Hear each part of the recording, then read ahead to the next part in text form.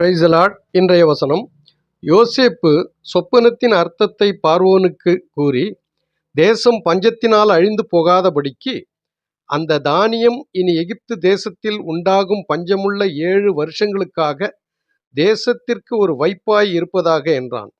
இந்த வார்த்தை பார்வோனுடைய பார்வைக்கும் அவன் ஊழியக்காரர் எல்லாருடைய பார்வைக்கும் நன்றாய் கண்டது. அப்பொழுது பார்வோன் தன் ஊழியக்காரரை நோக்கி, தேவ ஆவியை பெற்ற இந்த மனுஷனைப் போல வேறொருவன் உண்டோ என்றான். பின்பு பார்வோன் யோசேப்பை நோக்கி, தேவன் இவை எல்லாவற்றையும் உனக்கு வெளிப்படுத்தி இருக்கிறபடியால் உன்னைப் போல விவேகமும் ஞானமும் உள்ளவன் வேறொருவனும் இல்லை. நீ என் அரண்மனைக்கு அதிகாரியாயிருப்பாய். உன் வாக்கின்படியே என் ஜனங்கள் எல்லாரும் அடங்கி நடக்க கடவர்கள். சிங்காசனத்தில் மாத்திரம் உன்னிலும் நான் பெரியவனாய் இருப்பேன் என்றான்.